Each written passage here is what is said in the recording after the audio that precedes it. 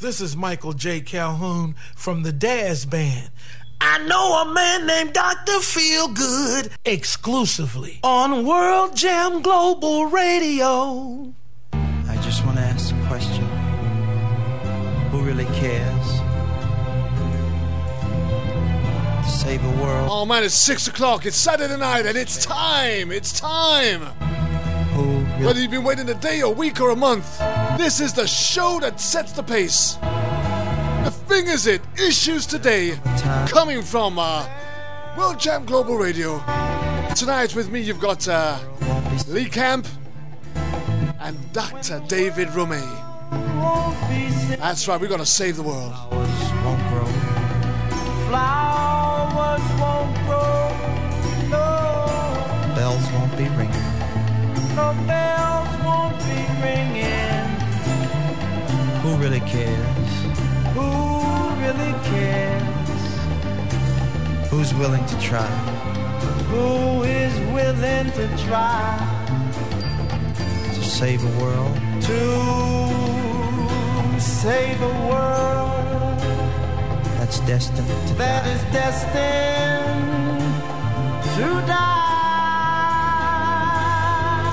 When I look at the world, when I look at the world, it fills me with sorrow. It fills me with sorrow. Little children today, really gonna suffer tomorrow. Really suffer tomorrow. Oh, what a shame. What a shame. Such a bad way to live. Such a bad way to live. Who is to blame? Who is to blame? We can't stop living. When we can't stop living. Oh, oh. Live. Live. Live for life. But let live, everybody. Live life for the children. Live life for the children. Oh, for the children. You see, let's save the children. Let's save all the children. Save the babies. Save the babies. And if you want to love, you got love. Save the babies. Oh, the little feeling you got feeling. You will save the babies. All of the children.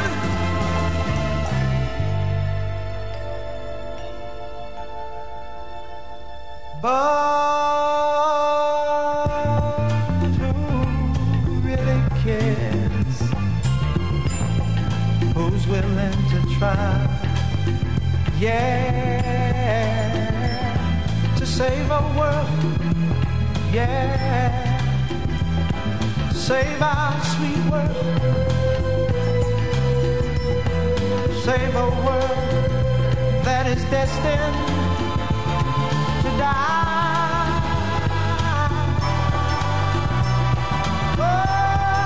Sounds of Marvin Gaye. Save the children. Now, have we got a show lined up for you tonight, guys?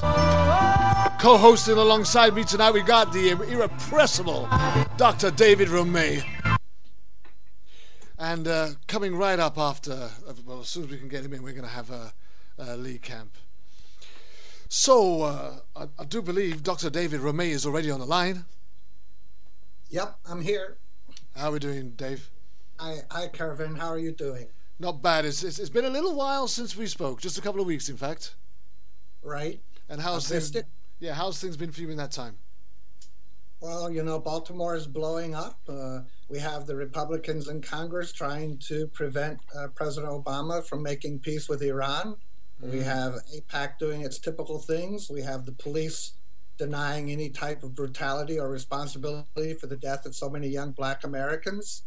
And we have a division in our country that it seems to be irreconcilable at the moment, and I'm not sure how we're going to proceed. You know, America being the land of milk and honey, everybody would expect that being the epitome of democracy and the one that wants to go into every other nation and tell them about democracy, you would imagine that they'd have it right in their own backyard, eh? Well, you know, there's a little word under H in the dictionary called hypocrisy. Yeah, and it's kind of smelling pretty fresh coming out of the United States of America at the moment. Yeah, actually, I'm looking forward to hearing what Lee has to say, because he speaks frequently about the owners of our society preventing those who want change from bringing change about through many different methods, whether by buying politicians or suppressing protest votes in America, infiltrating groups that want change. And I'm interested in hearing him define who these owners of society are, because they don't want people like, I think he used the example of Elizabeth Warren. They don't want people like Elizabeth Warren to bring about real change in this country. And when they try to do so, they raise all the money necessary to prevent it from happening. Okay, so if you was to talk about change, where would you start? Where would you start the change process from? Well, I mean, if we're speaking about police violence, that's one thing. If we're speaking about a fundamental change in the way the Americans think, it has to begin with education on the one hand, and secondly, it has to involve the restriction, either by term limits or money, of the global corporations and the special interest groups buying the votes of American politicians without any kind of accountability. I mean, when you have the Koch brothers and you have Netanyahu's groups and you have other special interest groups, whether they're for fracking or whether they're preventing President Obama from collecting $20 billion for killing 60,000 dolphins in the Gulf of Mexico and polluting thousands of square miles of that ocean floor down there, which is really a paradise before BP spread their slick oil all over it. Until we can make a fundamental change and force Congress to adopt a constitutional amendment, and that's the only way to do it now, since the Supreme Court of this United States has ruled that money in politics is free speech and that corporations are people. Until we can prevent these corporations, who are not people, they don't have a heartbeat, they're not buried in Arlington National Cemetery, they didn't fight upon the shores of Normandy when our heroes went to liberate Europe from the Nazis with the British and the French and the Russians. They're not heroes, they're not people, and they're not entitled to free speech, because our Constitution, the Constitution of this country, says very clearly, people are born with certain inalienable rights granted to them by the Creator. It never says a corporation is. In fact, it says that Congress has the authority and the power to create a corporation.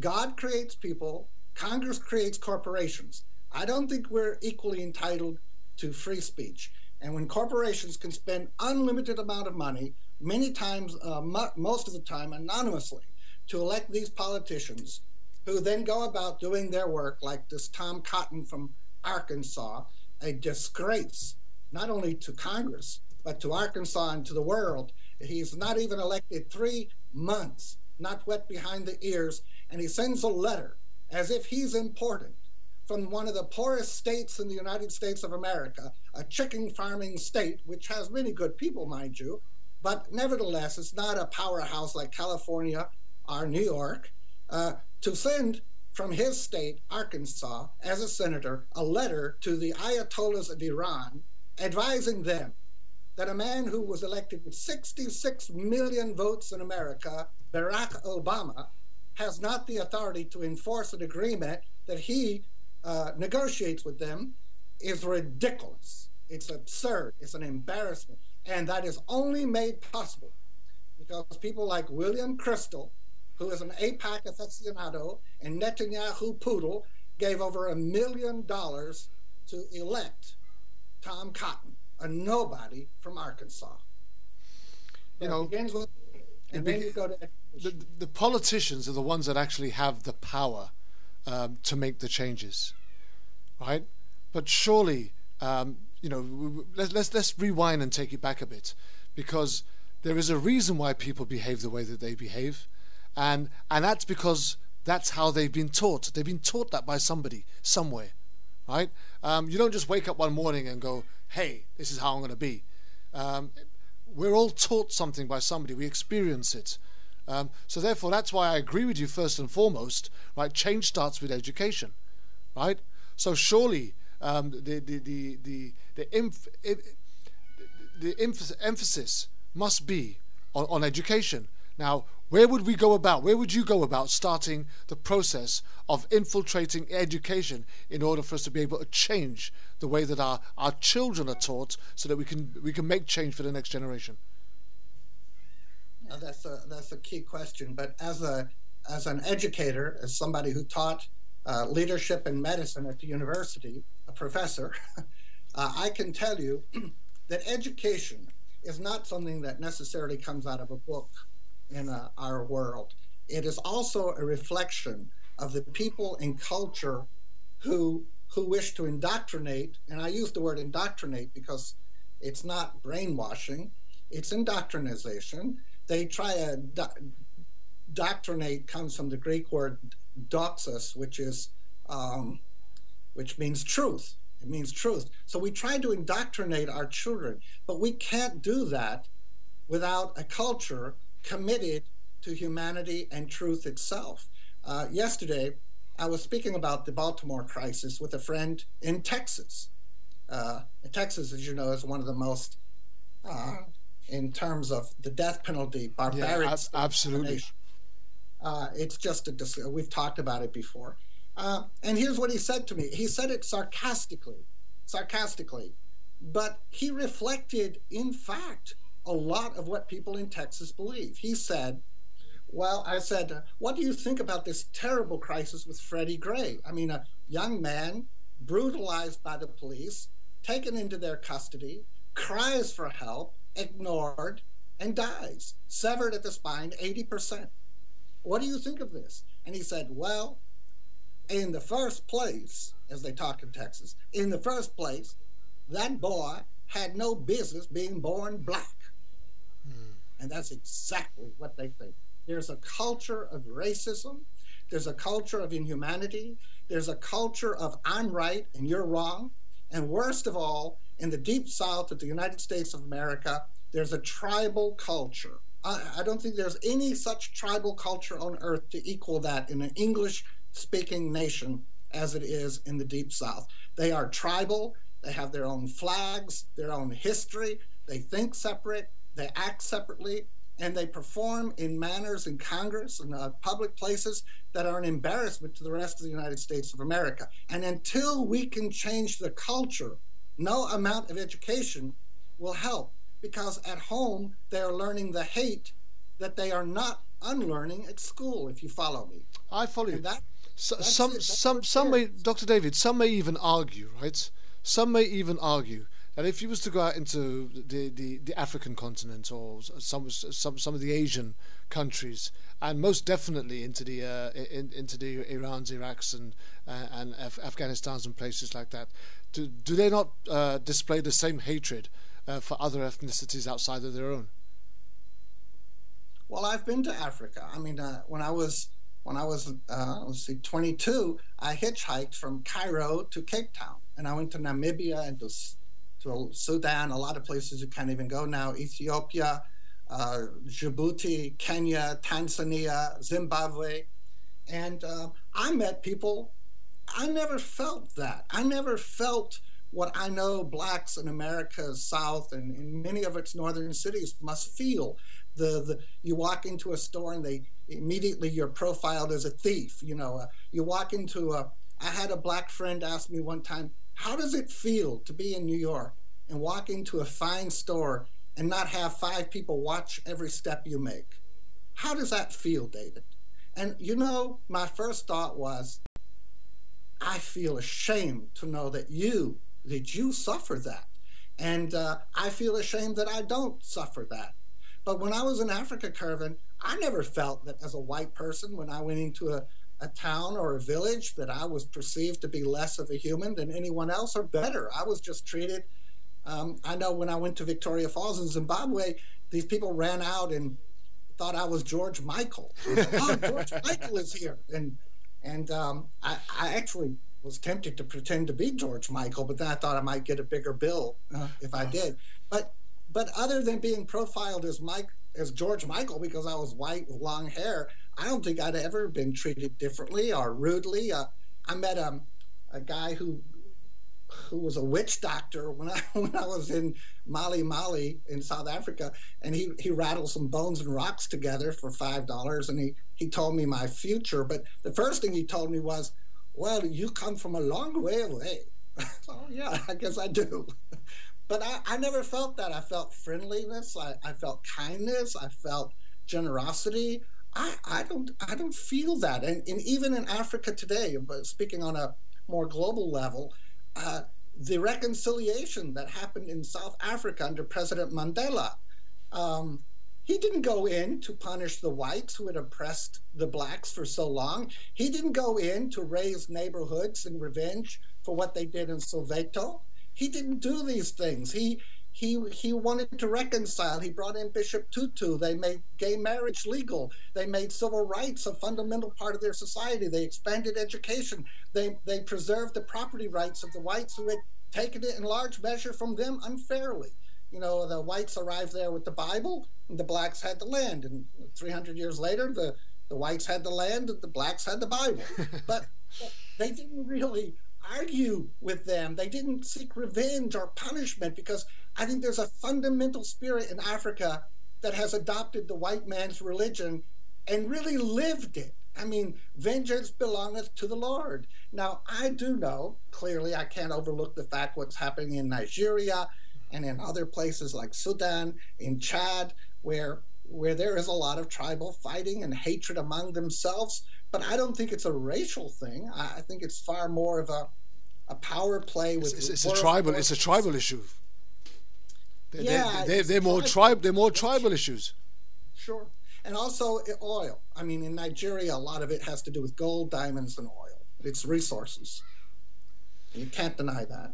You know, part of what I've witnessed over the last 10, 15, maybe even 20 years in the UK in particular, and maybe you might have experienced that out in America also, is the fact that they've, and I've, correct me if I'm wrong, and if anybody wants to jump into the chat room or throw something out into Twitter or whatever, please feel free to do so, because it's my opinion and we're on free air right now, so I'm allowed to form it.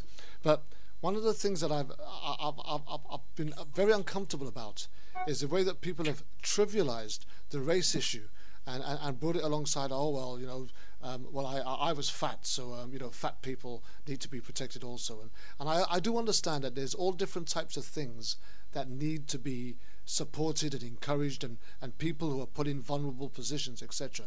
But you know, when you mentioned what black people have had to go through almost every other nation of which they've entered, no other ethnicity or no other type of person, right, have been subjected to that kind of hatred, victimization, discrimination, and unjust in the history of humanity.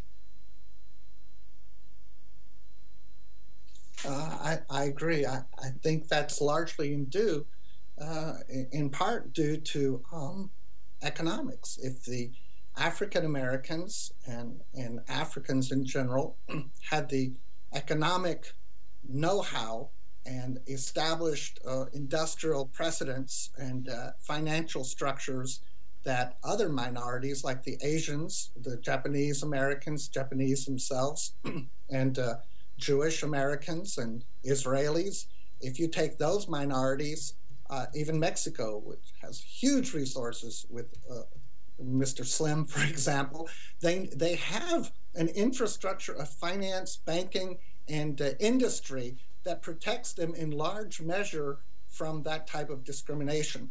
Historically, Africans have not had that, either in Africa or in countries where they have been largely brought as slaves and kept down for so very long. And unfortunately, in America, the affirmative action we tried to implement was never fully adopted by the white community and has been undermined at every level, from busing our kids to good schools to the highest levels of finance. And that's the problem. Even President Obama, who is an African American, has never really been treated as though he deserved the office which he won in a democratic election. And he outsmarted the smartest politicians of our day at the time, the Clintons, to win it. Yeah, I hear you. But for me, when we look back through history, and as we get older, looking at the impact that we can make, and the legacy that we can leave, it's to continue to challenge the so-called democracy of those who hold power over us, and yet at the same time allow institutionalized racism to stay at the forefront of every power house game that they play. And how best can we formulate, how best can we inform, how best can we mobilize, how best can we encourage those to come on board and support this for the good of what it's intended to be, which is mankind. Well, you're speaking from an idealistic point of view. I think that the protests in Baltimore have been an example and are an example to the black community in America and to the whites that we will no longer sit idly by. I have been quite annoyed on my Twitter with people who say to me, they send me these messages. Well, obviously, David, you've never read Dr. Martin Luther King or Mahatma Gandhi, and that violence never works, and protests never work, that they have to wait and be patient and be peaceful and nonviolent. And I'm annoyed by that, because I respond very simply. Do you think George Washington used nonviolence when he defeated the British? Do you think Abraham Lincoln used nonviolence when he defeated the slave masters in the South during the Civil War? Do you really think that President Roosevelt and Winston Churchill used nonviolence when they whipped the dickens out of the Nazis? I mean, violence has a place in the history of the world, and to deny that it has a place is a mistake. If you read the Bible, in the Western civilization, that's the document, certainly in most of Western civilization, Britain, people might argue Shakespeare has a greater influence, but the Bible has a huge influence on Western civilization, and God commands war on many, many occasions. I mean, after Pinchas, I guess you call him Phinehas, after Phinehas killed Cosby and Zimri, God ordered him to go to Midian and wipe them out because they had the audacity to try and seduce Jewish women, or their women tried to seduce Jewish boys and men. So violence has a place. The African American who sits by on his hands and thinks that he can pray and things are going to change is wrong. He has to be an activist. I'm not advocating him to burn down the streets or burn up a CVS store, but let's be realistic for a moment. That CVS store burned down. You would think the atom bomb had landed in the United States the way CNN and MSNBC responded. It was an empty store. They burned it. They hurt themselves mostly. However, where were these protests? Where were these outrage on CNN and Fox News and MSNBC when a 25-year-old man's neck was severed 80% of the spine and killed in the hands of 6 policemen? Where was it when a policeman in South Carolina shot a man 7 times in the back? Where was it when policemen in New York City put a man in a chokehold and strangled him until he died on the street because he was selling some cigarettes? The point of the matter is, these black Americans are dying over little bitty petty things. A man's got a knife. They don't even know he has a knife. It's a legal knife. A man's selling cigarettes. A man's running away because he might have not a license for his car. You're killing people. That means that you don't value life. It means that their lives are expendable. It means that you care no more about them than you would a chicken in the road. You just run over it and keep on going.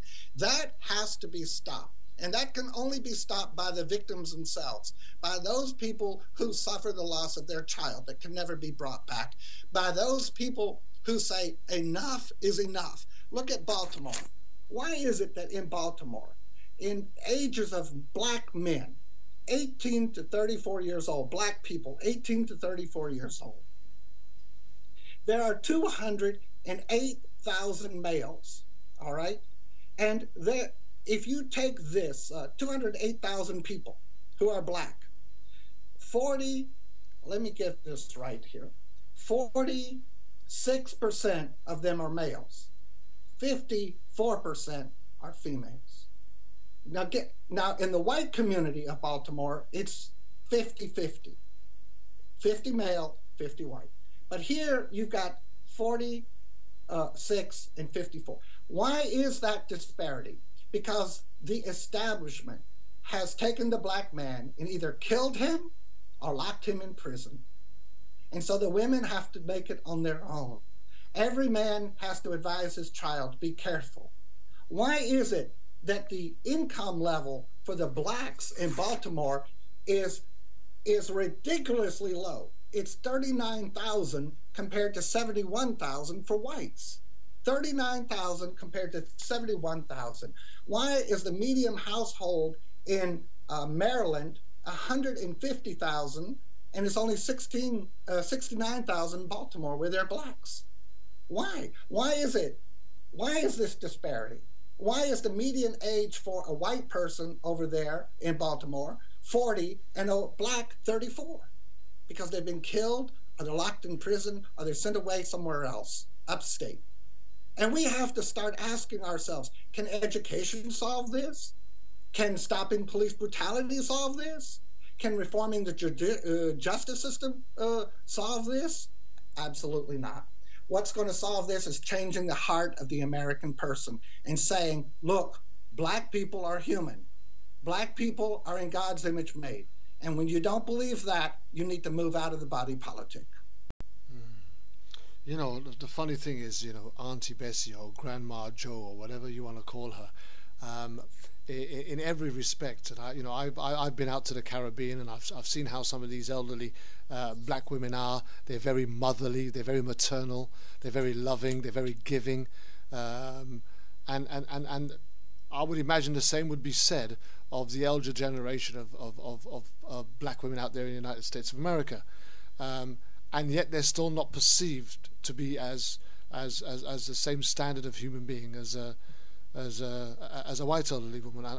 And for me, it goes a lot deeper than just the sheer like or dislike of an ethnicity or a race. It's the very fear that they feed on, and the greed of which they hide behind, that lays the foundation for this hatred. Would you not agree?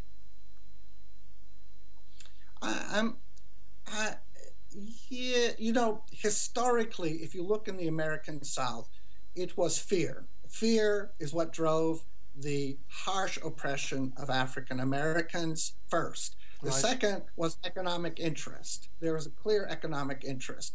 Third was what later developed and was called social Darwinism. Before that, religion justified that they weren't equal. African Americans are not equal to white Europeans. But then after 1858, the Darwin, the origin of species, you developed this idea of social Darwinism, which blended in perfectly with the American Puritan Presbyterian concept of God selects certain people for greatness and wealth, and the others are not selected, and therefore we're rich, and we're in the best schools, and we're treated special because God has selected us. That's the Puritan concept. And it's what began America with the Presbyterian John Calvin, this whole thing. And so the religion was replaced by social Darwinism and during the golden era of America. And that's when you had the enactment and the codification of Jim Crow laws in America. And the Jim Crow laws were nothing more but separate but equal, famous Ferguson case at the Supreme Court, separate but equal, but at the same time, we all know it was not equal. And the separateness was not separate. The Africans and whites still lived next to each other. They were not separate, and they were not equal. So it was kind of like moral majority under Jerry Falwell. It wasn't moral, nor was it a majority. It just pretended to be. And that is the American way. The delusion is. But we have to understand, freedom Freedom never exists as a reality.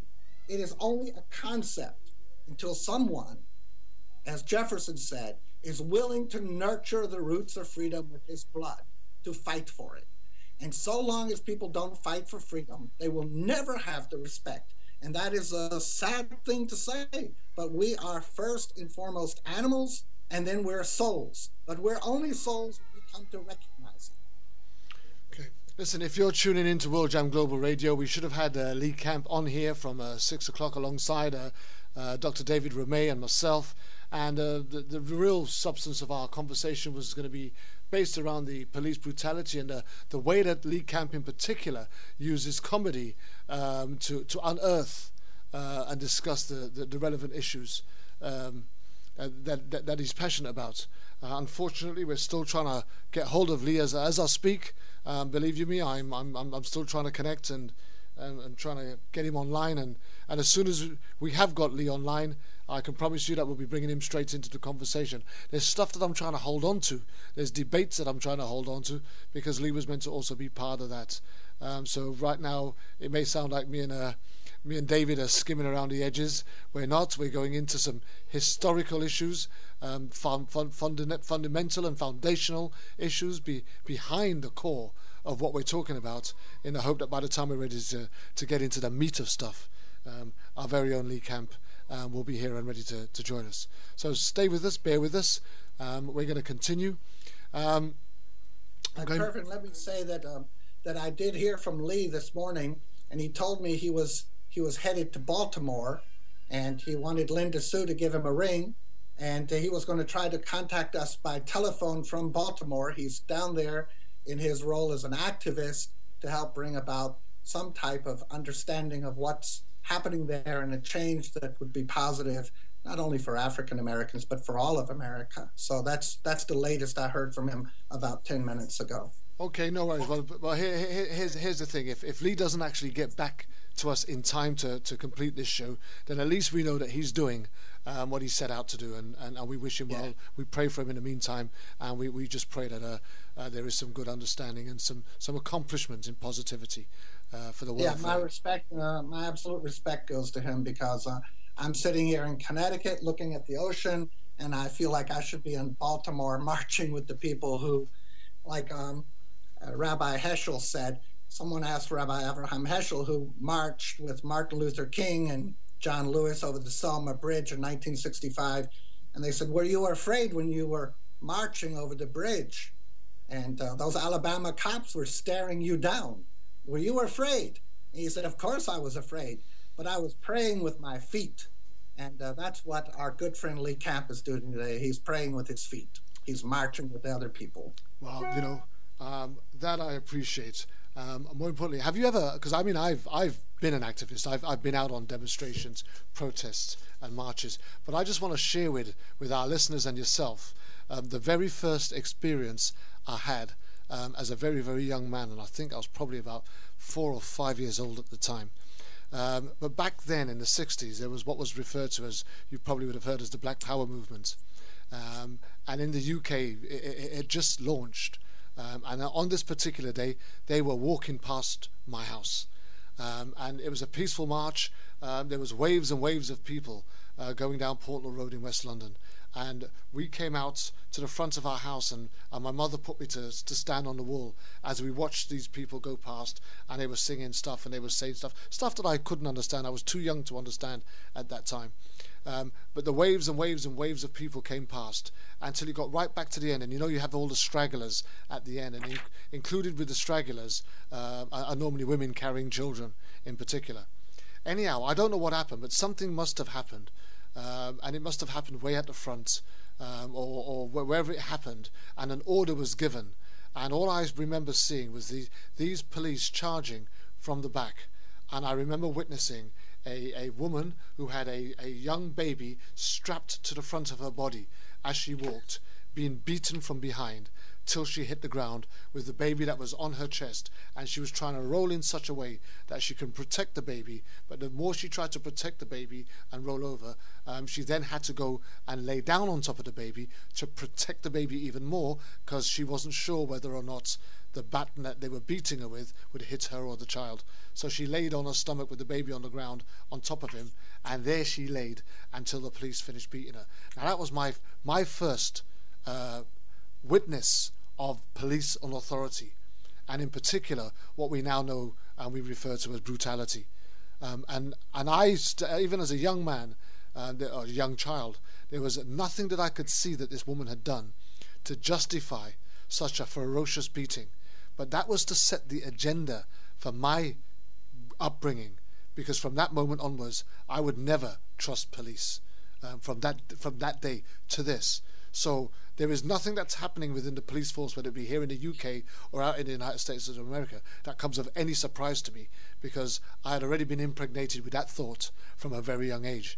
Now I'm not sure what age you were when you first witnessed police brutality, but I wouldn't mind you trying to share some of that with us so we can get an understanding as to what motivated you to step into this line of activism.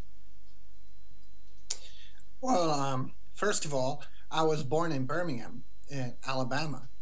My father was in the steel business. He was a structural engineer, and I grew up in as a white person, automatically privileged compared to African Americans. And my first experiences were things in which involved going downtown, because we lived outside of the city, and getting driver's license or tag plates for our cars. And I'd go to the courthouse, and it said, colored people, white people.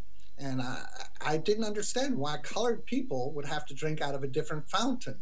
But I quickly learned that the white fountain was a cooler, and it was cold water. And the colored fountain, so to speak, was just normal tap water, and it was warm. The same with the bathrooms. Some bathrooms, the whites were air conditioned, the blacks were not air conditioned. If you saw a black, he had to step off the street to let a white person go by, and he better cast his eyes down if he looked at you. You never made eye contact with a white person. You hear the N word, the boy word, they would demean it. My first real experience with it, the discrimination, came about, oddly enough, and are you there? I'm here. Yeah. My first real experience came about, I would say, in 1965 or 4, I can't remember. I was about 6 or 7, and I saw all these black people on Highway 78 in Birmingham, Alabama, marching toward Atlanta. And I'm like, what's happening here? I saw miles and miles and miles of people with horses and carts and walking. I'm like, what is happening here? And my mother, who was driving, said, they're going to Washington. I'm like, why are they going to Washington? She said, because they want to be free. I said, well, aren't they free? And she said, no, they're not free. They're only free in name. And oddly enough, at the time, I hope my mother's not listening to this, I thought she was talking about herself and her marriage to my father. She didn't really feel free. But I mean, it turned out that I was accurate. But that was my first experience, that these people were willing to march all the way to Washington and leave their jobs and to walk with shoes worn out. But they were willing to do that. And the police in Birmingham, Bull Connor, very famous, the dogs, the water spray, Martin Luther King going to the Birmingham City Jail, rabbis coming in from New York City to talk and say, listen, you can't treat blacks like this. And the Jewish leaders of Birmingham saying, go back to New York, don't bother us. We own these businesses down here. We don't need agitators. And so there was a division in the Jewish community as well, in the white community, in the black community. And the whole time these divisions are taking place. U.S. Steel, Bethlehem Steel, American Cast and Pipe Iron. They keep the wages really low, because as long as the blacks and whites were working, the economics worked in favor of the business owners. They weren't unionizing. There were no unions in Birmingham. Why? Because no black and no white were going to work together to unionize to get fair wages. And that is why the city of Birmingham was held back and Atlanta grew. And so to answer a question, you cannot separate racism from economic policy nor from government policy in terms of restricting people in their freedom to gain an advantage that is usually short-term and always long-term damaging. Wow. So I'd like to speak about Baltimore for a moment, if you don't mind, Kervin. No, come on, let's do this. Let's take it to the bank. I think Baltimore is going to be a really, really important situation for us all, because it is the first time when an attorney general, a state's attorney, Mrs.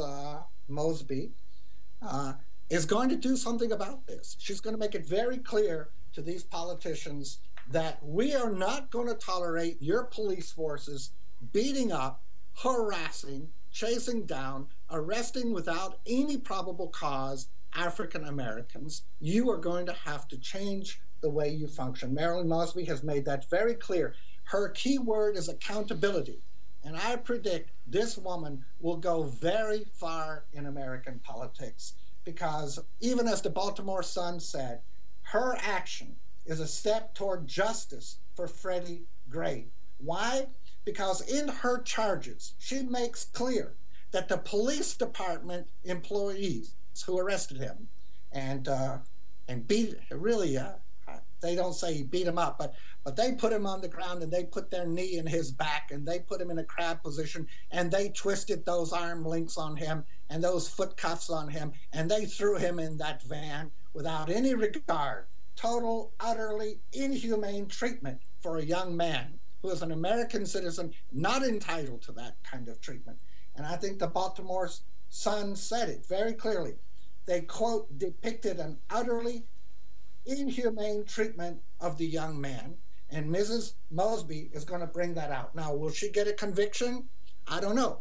But I would like to ask a question of Gene Ryan, the president of the police union chapter in Baltimore. And here's what he said. In spite of what the state's attorney found, in spite of what the own police department found, in spite of what we all know happened from the videotape that we have seen, here's what he had the audacity is, as we Jews say, the chutzpah. Quote, none of the officers involved are responsible for the death of Mr. Gray. None of the officers involved. This is delusional. How did he come to that conclusion? How did he justify that conclusion?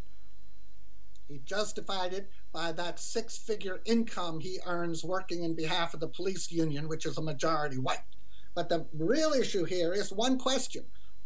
One question. If the police union chapter president says none of the officers involved are responsible for the death of Mr. Gray, here's my question. Would Mr. Gray be alive today had the Baltimore police not chased him down? Would he be alive today? And my answer to that is a simple yes. Absolutely. More than likely, he would be alive. So at some point, the police put cuffs on him, on his feet and on his little arms, and they stomped him into the ground. And they put their knee in his back and twisted his back as far as they could. What the Russians in World War II called the reyreka. That's what they did to women they raped. And then they picked him up, 3 of them, and they threw him in that van. And for 45 minutes, in spite of his crime, in spite of his demand for help, in spite of the suffering he endured as a human being, they neglected him. They cared less about him, and he died because of them. Now, if that police chief, union president can say that they had nothing to do with that, then either he is the biggest liar on earth, or he has to have a neurological exam to find out where his brain is. But I recommend a proctologist begin to look for it. Sean in the Bronx, New York, says this, that Africans need equality. They need their equality just like the races that you've mentioned, such as Jews, Indians and Chinese. In America, and abroad. What are the statistics against unlawful killing, police brutality against other races in comparison to blacks in America? Do you have any figures? The majority are overwhelmingly African Americans. Hispanics are also, historically, people don't realize this, but Mexicans and Mexican Americans in Texas were lynched at a greater rate than African Americans in large parts of America. An African American was largely safe as long as he was within 100 miles of where he was born. But the minute he went beyond that 100-mile kind of invisible barrier, he was subject to being lynched or imprisoned unlawfully. So there's a geographical thing, kind of like in the Middle Ages. Witches, all witches who were burned had one thing in common. They had money or property and no man to protect them, no father, no husband. And some uncle or cousin or neighbor or banker wanted what they had, so they became witches. They were burned and they got their property. And African Americans are the same. But overwhelmingly, the number of African Americans killed by police compared to whites is disproportional to the population. There's no question about it. I mean, let's face it. If you go to the Upper East Side of New York and you shoot a 25-year-old man, or if you go to Shaker Heights, Ohio, Mountain Brook, Alabama, Beverly Hills, California, if you go to Chappaqua, New York, where President Clinton, and you shoot down a man getting out of his car and running from you with 8 bullets in his back, and he's white, you're done. You're cooked. You might as well look for a new job after you get out of prison in 20 years. But if he's African American, well, like that Texas guy said, in the first place, he had no right being born African American, And and that's how they look at it.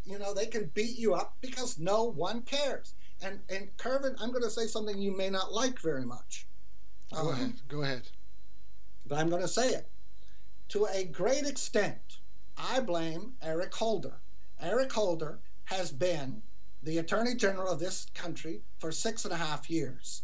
Now we have Loretta Lynch. And I put on my Twitter yesterday, Ted Cruz voting against, he's bragging he voted against her twice. Ted Cruz voting against Loretta Lynch is like Benito Mussolini voting against pasta.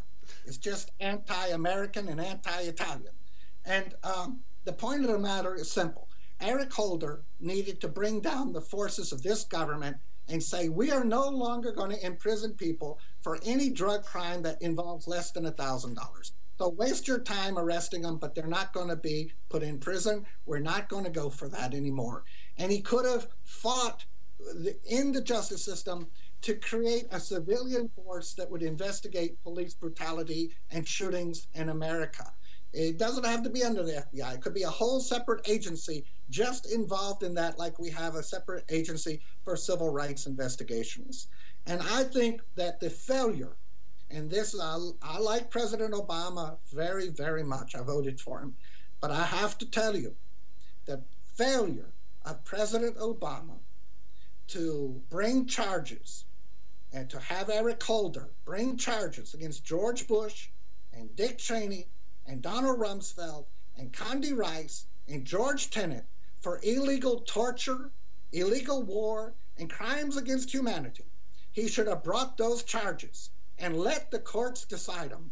But America cannot parade around the world claiming to love justice and truth when we exempt our own elected officials and appointed officials from the responsibility for their actions which involve international crime. And when we go after people like Freddie Gray or Eric Holder or any number of people in this country who commit the smallest crimes imaginable, and we exempt war criminals, we exempt liars, we exempt Wall Street billionaires, when we exempt these people like Mitt Romney, who parades around with his 47% while keeping $200 million in the Bahamas or the Cayman Islands, when we exempt Apple for keeping $3 billion in profits in Ireland instead of bringing it home paying taxes on it, when we exempt the large corporations, the people with power, when Eric Holder and President Obama and Loretta Lynch, I expect the Republicans to do it. But when our people, the Democrats and African Americans in power, when they have that power and they refuse to use it, then you allow the other side to say, you see, we're right. Because if we were wrong, they'd come after us, because we'd certainly come after them. Yeah. And that is the problem. When there is no justice, there can be no equality. And when there is no equality, there is hopelessness. And where there is hopelessness, there is poverty and crime and brutality and oppression. And that is what we have to change in this country. Dr. P says to ask you this question, how do you see us going forward with these police problems around the world? How do you see us going forward? Well, I can't speak about around the world, but I can say that in the United States, every community should be getting together now, as we have PTA, parent-teacher associations. Parent-teacher associations make sure that the teachers and administrators in their local school districts are doing what is for the benefit of their children, and they're very strong advocates for their children's education at the highest level. Now, in some places like Texas and Mississippi, their biggest problem is making sure books are censored. Books like explaining evolution or climate change are censored. But in most PTAs, they advocate for a good education. And we need the same for police administrations. We need to have every community with an association of the community that watches over the police and has jurisdiction to do so. They have to have civilians who are capable, representing the minorities in the community, the majority of the community, the legal profession, the medical profession, the engineering profession, the laborers. Everybody should be represented on these commissions. I could imagine commissions with 20 or 50 people, and then you have select committees within them. But until the police have oversight that is representative of the community itself, they will continue doing the work of those who finance the people who are elected to run their city. And that is the key issue. The police have to understand that they're not answerable to Mayor Schmo, who has $1 million from the Koch brothers to be the mayor. They have to understand that they are answerable to the community. And when the community is involved, it goes out. You know, there's nothing that spreads as quickly as gossip. And when I was in the Army, I learned that 80% of gossip is actually true, are based in truth. So let it go out. Watch the community. Put the police in pink uniforms if you have to. Do everything you can to take their testosterone away from them. Lower their caliber from 44 caliber to maybe a 22 caliber pistol. They don't need a pistol that'll back up an elephant. Let them have a 22, shoot people in the leg if they have to stop them. But there's no reason to destroy a human being because you think he's done something wrong and you have no probable cause for that.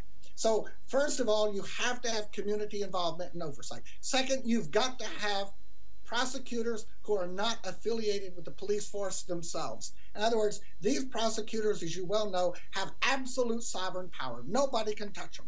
And they're police officers themselves. Every one of them carry a badge. And they have to be stripped of that badge. They should have no power to arrest anyone. That's up to the police. If a prosecutor thinks somebody should be arrested, inform the police like everybody else. And that will separate them from these police unions, these police affiliations, these police conferences. There has to be a divide between the prosecutor, the grand jury, and the police forces. If you don't have this division of power, as was foreordained by our very Constitution, you will have abuse because you have a conflict of interest. And finally, there has to be real consequences for the police officers who abuse the law, who abuse the American citizen, or any citizen for that matter, within their jurisdiction, and who lie. They lie, and lie. And these lies have to stop. You have to say to a police officer everywhere in this country, if you lie, you are obstructing justice. Even if you lie to a suspect to get information from him, you are obstructing justice. And once you inculcate within the police a moral standard, I recommend you begin with the 10 Commandments maybe, but you recommend a moral standard to which they must abide, you will begin to see a reformation, and the people will have self-respect. But a policeman who is told and rewarded for lying, told he can lie and rewarded for lying, is a policeman who fundamentally has no self-respect. And when you don't respect yourself, Kervin, you're not going to respect anybody else. So I would begin with those three, Dr. P, and let's see where we go from there. Absolutely. I've got another question for you from Linda Smith. She says, I've heard that if people of colour are allowed into the system on equal basis, allowed to learn the rules of the game, and everyone plays fair, that they would win. Whenever they are allowed in and to play by the same rules, they succeed. But those who own the system are allowed to change the rules of the game at will. What is your view? If that makes sense to you. Well, it's funny. I was listening to Lee Camp, and I'm sorry he's not with us, but he made a really good comment about Elizabeth Warren, that she's a woman, so in our government she's a clear minority, and in the United States Senate she was deprived by the Senate Republicans of a right to even have a vote to run the consumer agency that she founded. She got good revenge by becoming a senator. But he said, the minute Senator Warren wants to change things for the better, they put her down in the basement and said, keep a control on her. And who did this? The owners of our society. Let me make it clear. In this country of the United States, 2015, we have a Mandarin culture. If you watch any of our TV shows, it's amazing. MSNBC, CNN, ABC, it is amazing how many of them went to Stanford, Harvard, and Yale. I mean, Rachel Maddow, Stanford University. And it just goes on and on. Harvard, Yale, Harvard, Yale, Harvard, Yale, maybe a Stanford here and there, maybe a Princeton, very rarely. Princeton people don't step down low enough to be on TV. But, I mean, that's how it is. And on the Supreme Court of in this country, we have 9 justices. All 9 went to either Harvard or Yale, all 9. So if a black person learns the rules, can that person be admitted to the levels of power and then maintain it, or will the establishment change those rules and make it hard for that person? That's the question. Yeah. My answer is, first of all, the few numbers they admit, like Justice Thomas, for example, it's not worth changing the system for them. They keep the system. The system is designed to do one thing: make huge profits with the least amount of trouble from the masses. That is the game, and to preserve their position. And if you make it there, fine. If you don't, fine too. But they're not going to change the rules for you. As far as the common people go, they don't care what a person earning $200,000. You're talking about people earning $50 million a month. They're not really concerned if you earn $500,000 a year. It's all relative. It's all a matter of context. It's all a matter of the real players. And Justice Thomas will be on the Supreme Court because he told me. I mean, I sat 5 feet from him at dinner and across with the President Bush, and he told me, point to my face, I don't have to speak on the Supreme Court. I don't have to ask any questions, and he never does. I don't need to, because my mind is already made up before I ever hear the case. So who am I fooling? And I'm there for the rest of my life. No one can ever remove me. Wow. Now, that is arrogance. And beyond belief. That is a man who has wasted a seat on the Supreme Court. I mean, when you think you could have a man like Thurgood Marshall up there, or Eric Holder, if he would just fight a little hard, or even President Obama, when he retires, he's going to be a very young man. He taught constitutional law.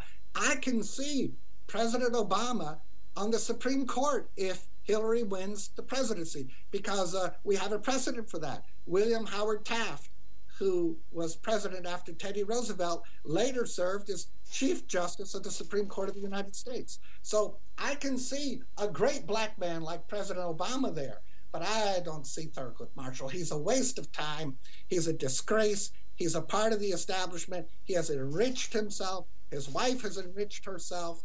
She's a white woman, as you well know, and he doesn't care about African Americans. He actually believes that he made it there on his own. He thinks a Missouri senator and President Bush, white men, put him there. He has no idea of Rosa Parks, Malcolm X, Martin Luther King, John Lewis, and all those great heroes who marched and fought and bled for the civil rights movement, they put him there.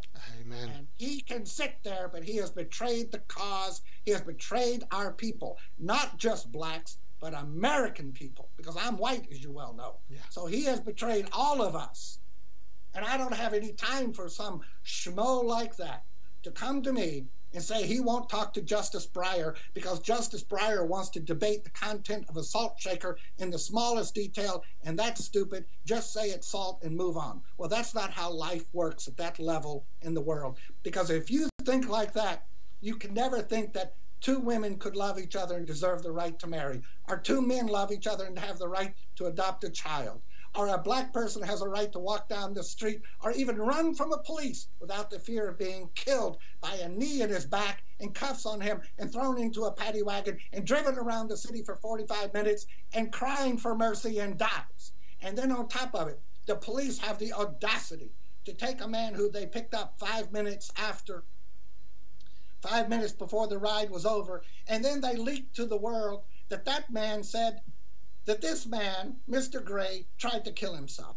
Well, that man was put in dire danger because the African-American community would think he's a snitch. Yeah. And he was on TV. And I felt so sorry for him. He was in a panic. I didn't talk to the police. I got nothing to do with the police. I don't want to hear about the police. And he was in a real panic. He was so afraid that he would be treated like a stool pigeon and wiped out on the street. And you know who that would benefit?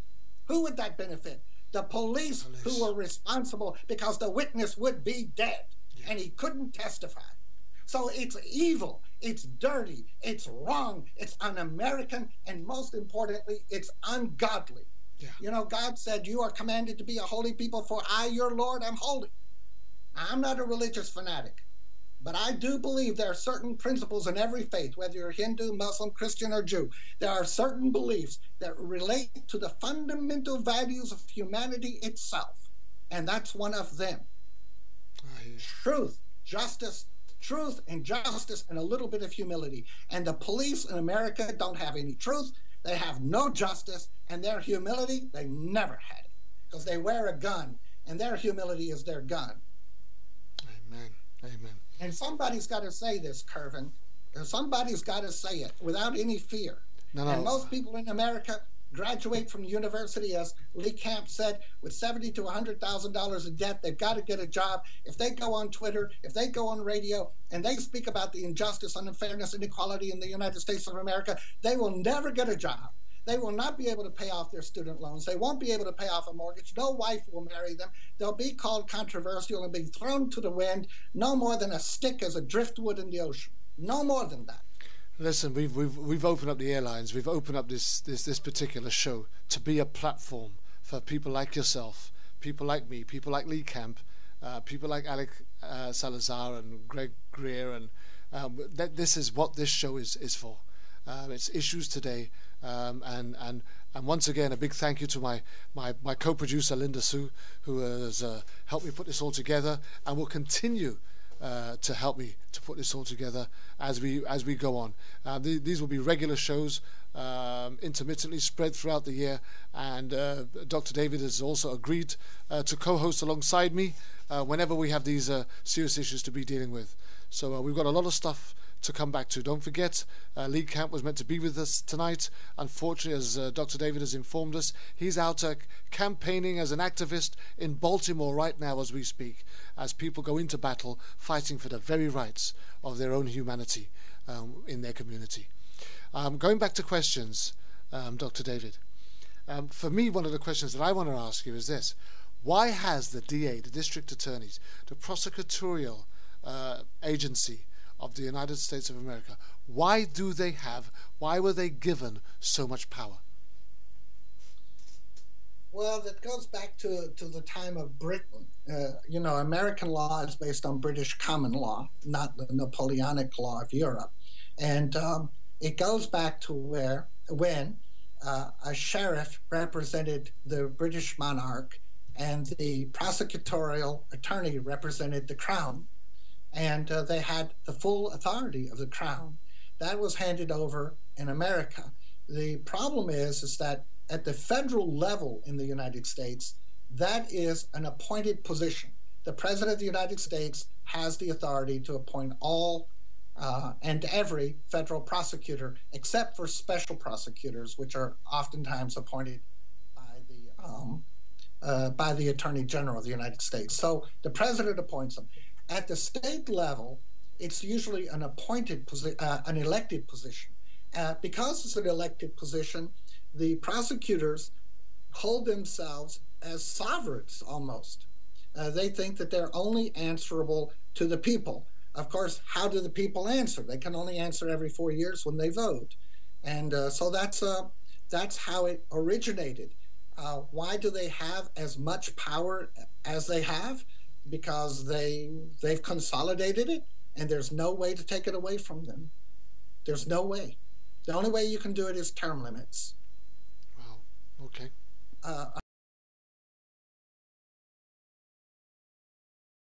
If a prosecutor is malevolent and he comes against you illegally, he prosecutes you knowing fully well that the evidence against you is fabricated, and he doesn't reveal to you what he has to reveal. The only way you can get at that prosecutor is either in the election, and he'll, believe me, you won't have a chance, or number two, a judge could actually take action against him in the courtroom where the case is at hand. But what judge is going to do that knowing the prosecutor turn around the very next day and indict the judge on some kind of a frivolous offense or indict a member of his family? I know a judge in particular whose son stole a credit card, and like $2,000 he spent on it. And the prosecutor held that out and said, well, I'll consider. And for 3 years, the prosecutor, the statute on that, did nothing. And he held it over that judge's head the entire time. Now, when that prosecutor sends his people in with a case to that judge and say, we want this or that, what do you think that judge is thinking? What's going to happen to my son? That's exactly what he's thinking. And this is the power.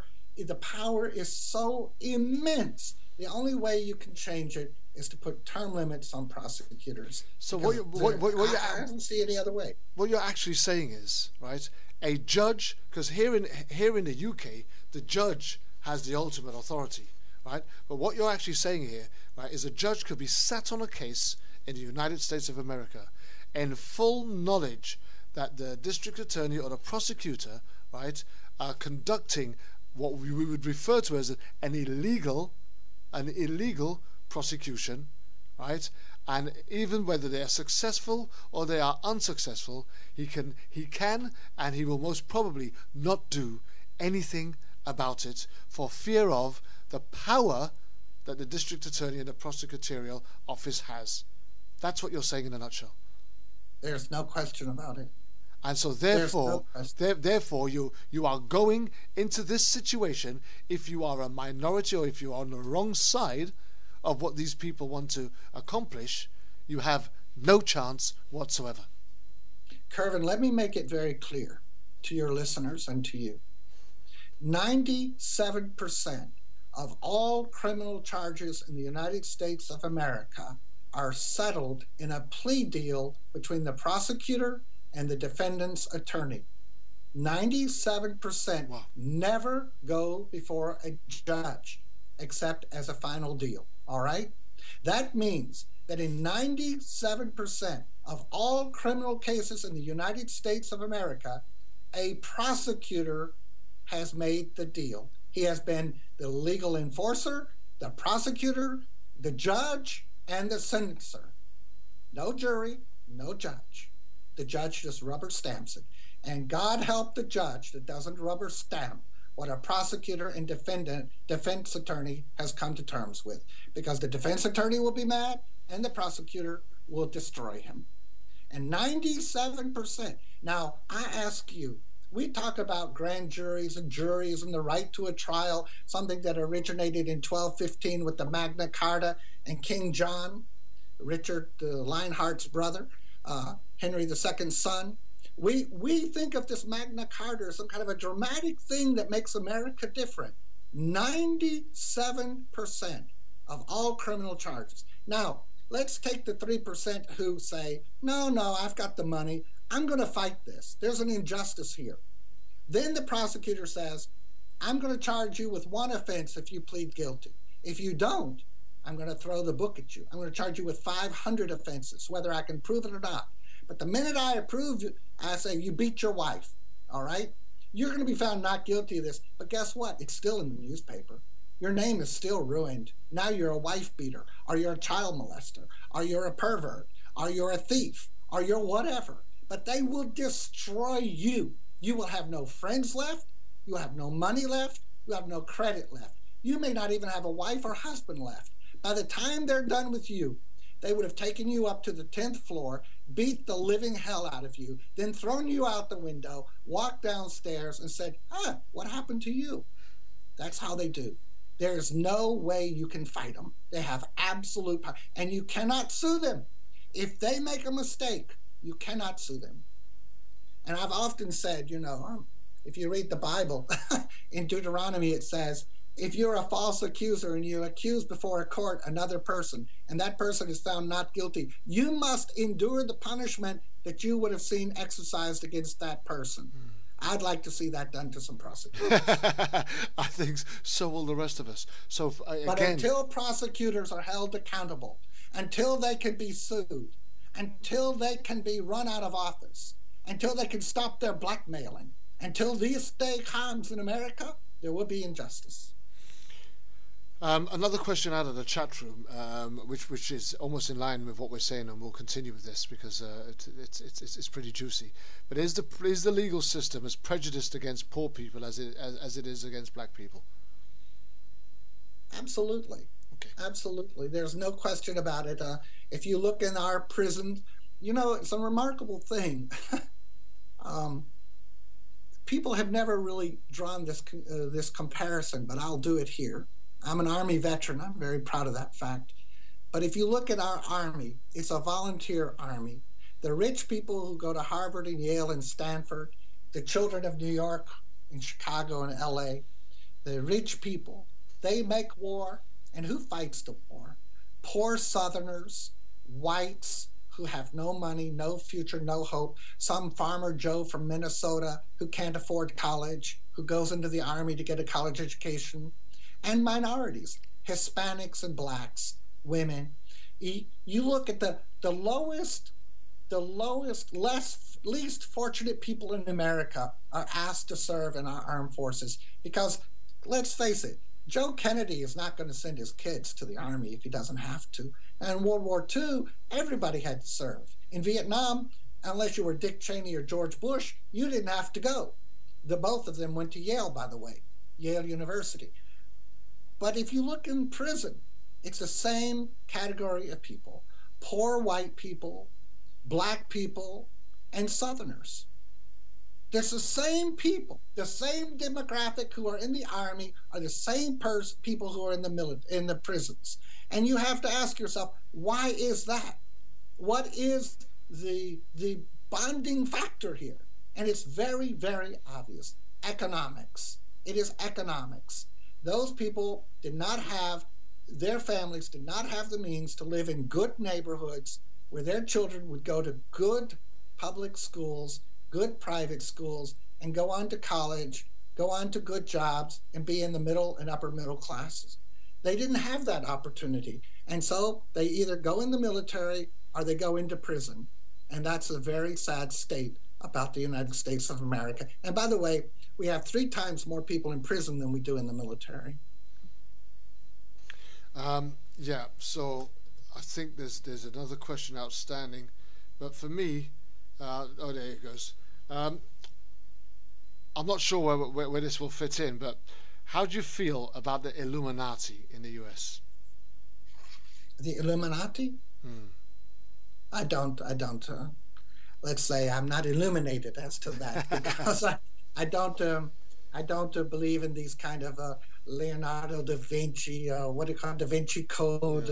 Yeah. I don't think. I think I'm not a conspiratist. I don't. Yeah. I think people who get into this Oswald trilateral commission, look, it's obvious. Don't you understand? great crime, the great economic crime against the American people. The brilliance of crime is they get the victims to buy into it. You know, why do you have 90% in the South vote against the inheritance tax when 99% of those voting against the inheritance tax will never have paid in their entire life? So why do you have 90% of white people being against the inheritance in the world?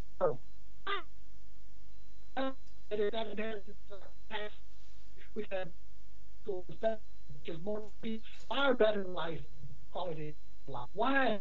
Because they have bought to it. People are going to be the next Mickey Mantle or some great sports hero or win the lottery or become the super actor making $20 million per movie. Well, I use some people are going to realize all they have is their spouse and their grandchildren and the memories of grief. A fair life. They're not and even if I gave them $1 billion, I know what to do with it. Because be admitted into the clubs, into the little, Kentucky Derby race circuit or the one in New York. They're going to be admitted. I would be like unspeakable money. She'll have a big house and a big bank. Nobody will treat her like society. So why play the game? Why play the game? And that's the great bridge. So when you ask me about Illuminati, why deal with conspiracies when the facts are right there on the table? All you have to do is drive to Wall Street and see a guy who's living on $10 million a month and needs more. I hear you. That's I actually spend very little time focusing on anything that comes out of those particular areas myself personally. I think they're over exaggerated, and people believe that they have more power than they actually have. But going back to our original conversation, which was the power that the district attorney and the prosecutors have, how would we go about? Who would be responsible for stripping them of the power that they have? I think that that permits. Dr. David, hold the line 1 second. I'm going to drop this call and I'm going to recall it because at the minute we're having a lot of interference and I can't hear you at all, okay? So stay with me. I'm going to drop the call. I'm going to call you straight back. All right? All right. Okay. Okay, listeners, I don't want you to go anywhere. Just stay where you are. I'm going to call Dr. David straight back.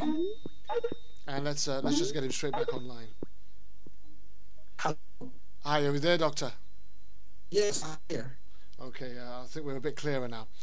So who would be responsible for stripping the prosecutorial office of the amount of power that they have? Well, the legislatures would be responsible. First, they need to put in term limits on the office. Are you there? Yeah, I'm here. I can hear. Okay. First, you'd have to put term limits on the office. That's the surest way of preventing the building of these kingdoms. Prosecutors who have an office for 30 or 35 years is ridiculous. They have the ability to acquire all sorts of knowledge, financial knowledge, criminal knowledge, personal knowledge, and they blackmail people with this. So first is term limit, them out of the office.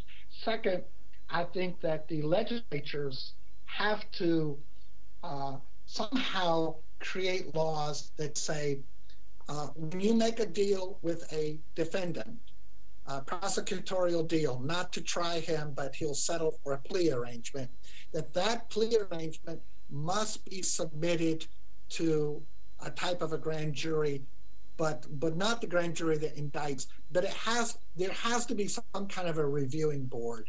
No prosecutor should be able to have the power to settle a deal. I know of a case where there was a policeman and he raped a woman. He raped her. And then she was underage. She was 17. In America, you have to be 18 for the age of consent in most states. So he raped her, statutory rape. There was no violence, but it was still rape according to the law. And the prosecutor did nothing. Why? Because this policeman and the prosecutor got together and the policeman married the woman. and you couldn't prosecute her because your wife can't testify against you in America. There are other cases. This same policeman beat somebody up in a bar over a girl, and the prosecutor did nothing to him.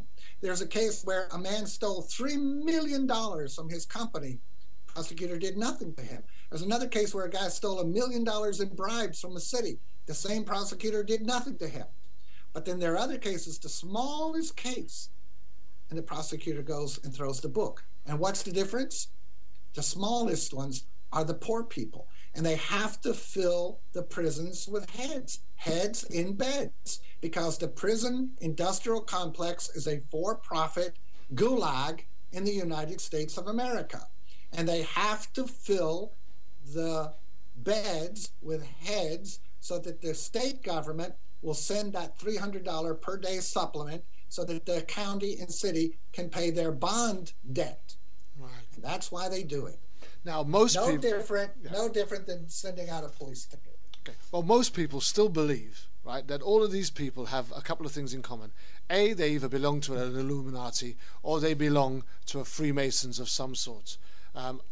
Are the Illuminati and the Freemasons as big and as powerful in America as they are over here in the UK?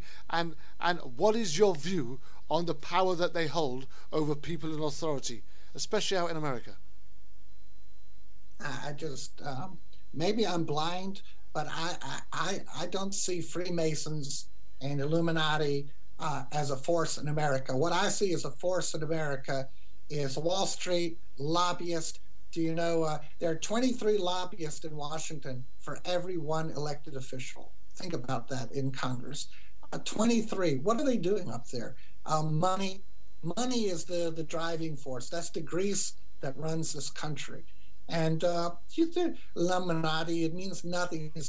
If you really want to see who runs the United States of America, find out who's got an account in Miami Beach with a yacht that's over 300 feet in length, or find out who's dining in certain restaurants in New York, or find out who's owning, $100 million of shares in every major bank in this country so they can influence it on their board, the cross-board directorates. You don't need to have Illuminati and Masons when you've got boards of directors and they're all the same people. I'm on the Exxon board, I'm on the Shell board, I'm on the Bank of America board, I'm on Citibank board, and by the way, they're on my board, you see? So I call up and I say, we need this, we need that. How is it that in America, they're all upset now because the price of oil is falling? Well, they're upset because the price of oil is falling because a lot of the debt in America is owned by Saudi Arabia. And Saudi Arabia has to pay. And they don't have the money from the oil to pay. So the bankers get upset and say they have to raise the price of oil so they can pay. And it's ridiculous. The global economy, Lee Camp could have spoken to this brilliantly.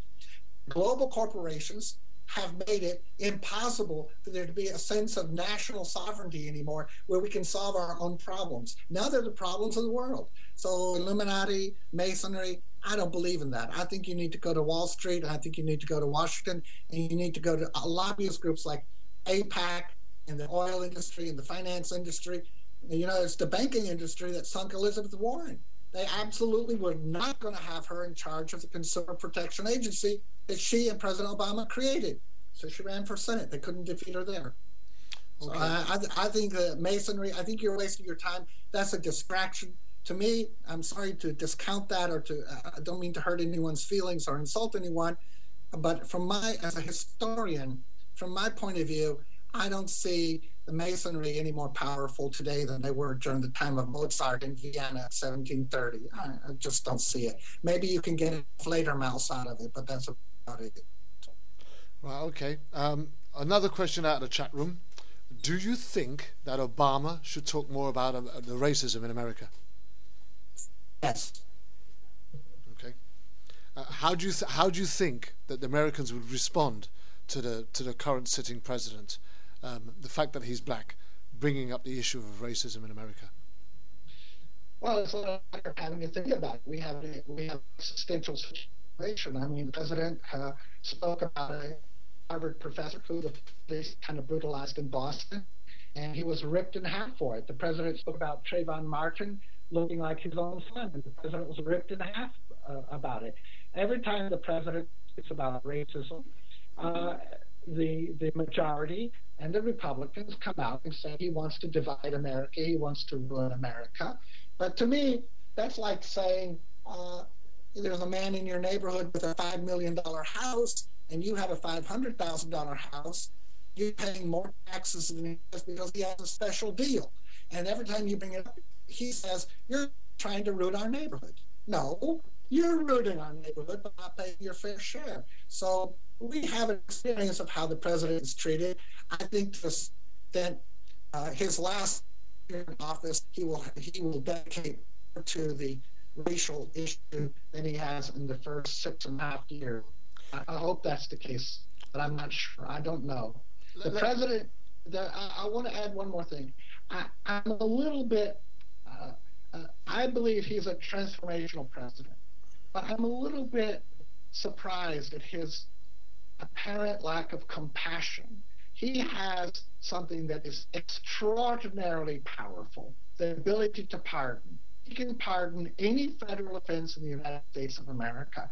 He could empty out the prisons tomorrow of 2 billion people who did nonviolent crimes, mostly drugs. He could empty them overnight and give those people a new start with a pardon. But he is the most stingy of the presidents with a pardon. No president in any time in history been as stingy as President Obama is with pardons. And I don't know if that's the professor in him. I don't know what that is. A professor who won't give an A to anybody. I don't understand that. I just don't get it. I wish the president would be a little more considerate and pardon people. He should do that. In Europe, there's a long custom in European countries of every 5 years or so emptying the prisons of people, giving them a new start. And in this country, there's a punitive spirit, a vindictiveness, a branding. I've spoken of this before, a scarlet letter mentality, where once you're branded, you're branded. You're not getting off my ranch until I make a steak out of you. And that's got to change in this country. The president could do a lot to do that, and I wish he would. Here's the thing for me, right? And I couldn't make this point any more clear. It's just been running around my head for the last few minutes at least. But it's also been running around my mind for hours. Hear this now. What is the difference between a black president talking passionately about something that personally affects and impacts him, right, than a president who would talk about driving while under the influence because he may have lost a son or a daughter or a family member? And speaking out against that, or a president who speaks out or speaks for war because of what's happened to a member of his family. I don't see why President Obama would be afraid or feel restricted in being able to speak out against something that personally reflects on him as an individual. And why anybody would see that being any different. Because let's just say, for example, you as a president, you've just come into power, and 10 years ago, your 8-year-old child was killed by a drink-drunk driver, hit and run, right? You'd expect that president to stand up and speak out loudly and clearly about that sort of issue. And most people would understand why he did it. They would be compassionate to the fact that he has an opinion on this particular issue because it has impacted him personally. So what would be the difference between President Obama, being black, speaking out against the injustices that black people have suffered, not just throughout his lifetime, but for the knowledge that he has of his ancestors? Why would anybody see that as any different? Well, it strikes me that in your examples, nobody, black or white, would oppose someone who wants stiffer laws for drunk drivers. That's something that we all would support happily. In your other example, in war, if we're really threatened, or if the president can lie enough, like George W. Bush did, to convince the majority, he never convinced me, that the weapons of mass destruction and nuclear, on the verge of nuclear holocaust in Iraq, the majority of people will go along with it because of self-defense and fear. But in the case of racism, the majority of Americans are white. Only 12% are African American. And the majority are very happy to be white. They have no problem with being white. And being black, well, in the first place, they should have been born black. Remember? That's what that guy said. So you've got to remember that it's not in their interest. War is in a lot of people's interest. Driving prevention is in a lot of people's interest. Lowering crime rates, a lot of people's interest. Divorce, a lot of people's interest. Abortion, a lot of people's interest. Gay rights, a lot of people's interest. Not as many as it should be, but a lot. But black minority rights, well, the president would be accused of dividing the nation, riling up the black people, encouraging them to get out of their place, so to speak. Well, they ought to stay in their place. That's the mentality of these people. And you've got to remember, the Republican Party in the United States has become, after Nixon, a regional party. It is the party of the South. I mean, you've got more. California and New York have 2 Democrat senators. Those states alone represent 17% of this country. You can take 15 senators from the Deep South, and they don't even represent 20 million people. And that is the problem. You're going to have people like Lindsey Graham and Ted Cruz and Bobby Jindal, who doesn't know he's not a white, white bread, as they call it. You're going to have these Republicans screaming with Mike Huckabee and Mitch McConnell and John Boehner that the president is dividing the nation, when in fact what he's doing is trying to heal the nation. But they think covering it up, exploiting the African Americans, ignoring the problem, letting the police handle it, harassing people, killing people, imprisoning people, sending them to the military to take the steam off of them. They think this is the way to solve the problem. Instead of education, human rights, demanding respect and dignity for all Americans, educating people like they do in Canada, that everybody is endowed with certain inalienable rights, not just the white. I'm looking out my window right now. There's an island looking at in the Long Island Sound. It's called Fisher's Island. And one time an African American in New London came to me and said, "Have you ever been to Fisher's Island?" I said, "No, I haven't been. I have nothing to see there." And he said, "No, wouldn't let me go there." I said, that island is so white bread, they don't even have trust. They don't even have trust. And I thought, what is it to be in America? I'm an American.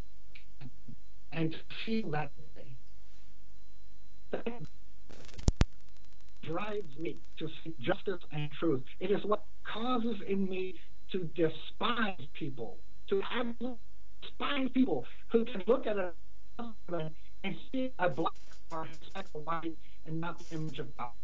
Somebody endowed with nature, just like an oak or an elephant or a giraffe. In one unique way, in deserving dignity. What is wrong with our culture that we can't show that minimal amount of respect? What? That is what drives me. Because people talk about freedom of speech, but freedom of speech has a cost. It's not free. Yeah. It has a cost. And the more speech to get other people, lesser people, more going to do this country in ways that President Obama could never do. I'm speaking about racial justice. And that's where the battle needs to be taken. Just one more question, Dr. David. Is the fact that you actually only have 2 electoral parties, the Democrats or the Republicans, is that not a hindrance on democracy itself? We do have some independents, but here 2 parties.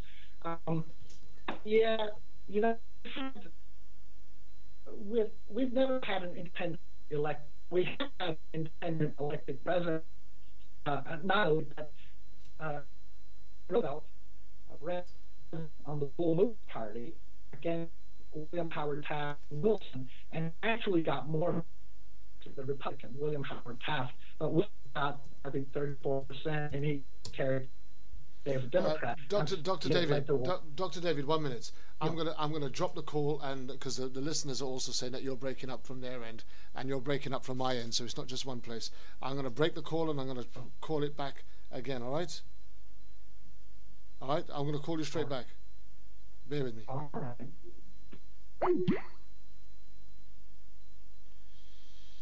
Let's do this again.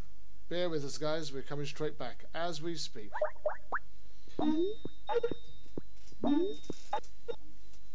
Sorry, Dr. David. I just want people to be able to hear you clearly. Go on. Yeah. Do they hear me better now, Kervin? I think so. I wanted to say that political parties in this country have always been two. And the Democrat Republicans, and then later on the Republicans and the Democrats. It's always been two. It's always going to be two. And to talk about a third party, it's kind of like talking about the Illuminati and the Masons. To me, that's not realistic. I'm very pragmatic. I think you have to work within a party.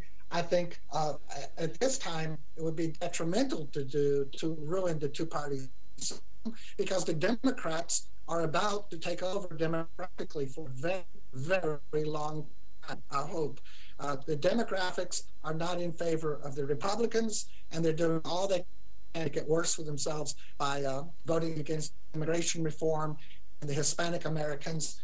In some places in this country, like New Mexico, Southern California, places in Arizona, far outnumber the whites. And I think that the Democrats are going to have these Hispanics, and with the Hispanics and the blacks and a certain enlightened rights, I think the Democrats will go forward in a way who will be president for a very long time, hopefully long enough to replace those Republicans on the Supreme Court, because the Supreme Court has a great deal of power, and we have to do something about that. But I don't want to filibuster it. I don't think a third party is ever going to be elected to real power in the United States. Not anytime soon.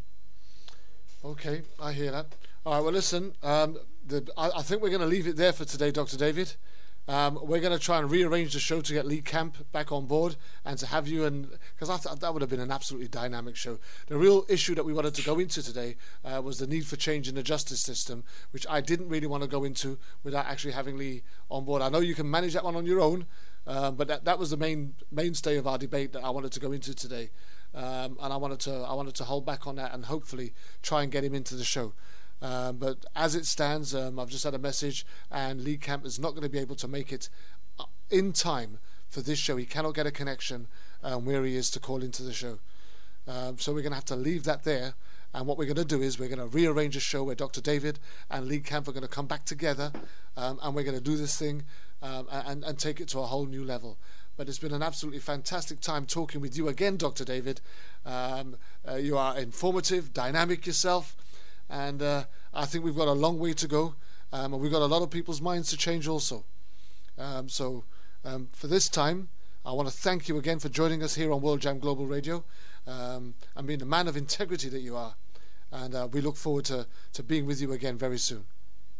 Kervin, you're super. You ask questions, and you're clearly a man of a deep soul and a great heart, and I'm listening to you. Thank you very much. Okay. Well, Dr. David, me and you will speak either later or tomorrow or during the week. We'll catch up, and we'll talk about what we've just done and where we go next, because I do believe there's quite a few shows that Linda's trying to line up so that we can bring this stuff out. All right? Great. Well, thank you, and thank you to all of your listeners and followers. It was beautiful London. I don't know if I told you, I used to live in W1 on Shepherd's Market. I lived in Shepherd's Market, not Shepherd's Bush, Shepherd's Market 31, right there by the Piccadilly Club. And I remember London very fondly. And greetings to all of your followers. Goodbye, and thank you very much. Thank you very much, Dr. David. And we will speak very soon. The chat room are sending their thanks to you. Thank you for being on board with us. and they've really enjoyed your chat today, and we will speak later in the week. Thank you. Bye-bye. Okay. Bye-bye, David. Bye-bye. Okay, guys, there you have it. I did cut him short just now with 20 minutes to the hour of 8 o'clock, but I was really beginning to struggle to hold a signal and get him coming through clearly. And I felt, rather than disrespect him or what he had to say, and more importantly, put you guys in a position where you couldn't hear clearly what he was saying, I felt that was a bit unfair on both of you. So I decided to call the show to an end at this time, because there was issues that we really wanted to bring into this show that we weren't able to because Lee Camp wasn't here, and he's a major part of this which I had prepared for today's show. So we did skirt around the edges a bit, and between myself and Dr. David, we tried to buffer up the show with some spontaneous information and some discussion and some debate, which was very interesting. Going back onto this issue with the Illuminati and the Freemasons, I'm not saying that they don't exist, and I'm not saying that they don't have power. What I'm saying is I pay very little attention to them and who they are or what they do, because I do believe the ultimate thing that holds power in all of these things, and I do agree with Dr. David on this, it's the money, it's the economy. If those people are in the Freemasons or they're in the Illuminati, it's because they've got money. Money is the key thing. That's the thing that's got the stranglehold on all of these things. And the issue in America, as we've quite rightly heard tonight, is the power that the district attorneys have, the prosecutorial office has, in order for them to be able to broker deals that could sentence innocent men to be found guilty and send them to prison, even to their death, without actually anybody being able to challenge them or their authority and the positions they hold. That's the issue that we really wanted to get into, in as much as we're talking about changing the justice system entirely as a whole, because that will be the place where lives that matter start to get saved. So I do kind of want to thank Dr. David for being with us up until this time, and I hope you've enjoyed the debate as we've had it so far. Once again, I apologize on behalf of myself and Linda and the World Jam Global Radio crew that we couldn't get Lee Camp to get in today, but as you heard, he is actually actively campaigning in Baltimore, where the riots and demonstrations have been taking place, and he was hoping to call us from that location and to give us a live feed as to what was going on there. Unfortunately, he could not get a signal to be able to reach us, so therefore, and he has tried, but unfortunately he couldn't get a signal in order to get through to us, so that call wasn't able to be made. But there you go. Sean says that it's not just money, it's higher levels of education. Yes, Sean, I kind of agree with you to an extent.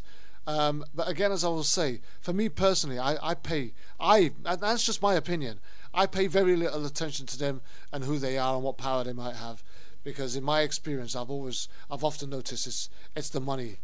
Most people go where the money is, and it's the money that holds the power. But my friend, you are more well entitled to that opinion, and more importantly, if you ever felt that you wanted to voice that further or even stronger, then I would more than be glad to invite you onto a show where we can debate this and discuss it in a more open manner. Obviously, when you're ready to do so. But everybody's entitled to their opinions, and you've got yours, and I'm not going to disagree with it, and I'm not going to say it's wrong. I do believe that there's some right in that. I just don't have the answers or the information to challenge that at the level that I would be confident to do so, because I've paid very little attention to who they are, what they do, and what they've got. Anyhow, education is the key, Dr. DJ Sean, which is why it was the very first question that I asked from the very beginning. It all starts with education. And when we start changing the way that people are educated in every manner, in every respect, I think we're going to get a better outcome, and we're going to get a different type of police force, we're going to get a different type of politician, we're going to get a different type of government, we're going to get a different type of leadership when people are educated differently. So there we have it. Thank you all for being with us. I'm not sure how long I've got, 15 minutes or so. Drop a couple of tracks, and we'll be back in a very short while. World Jam Global Radio. This is clarity.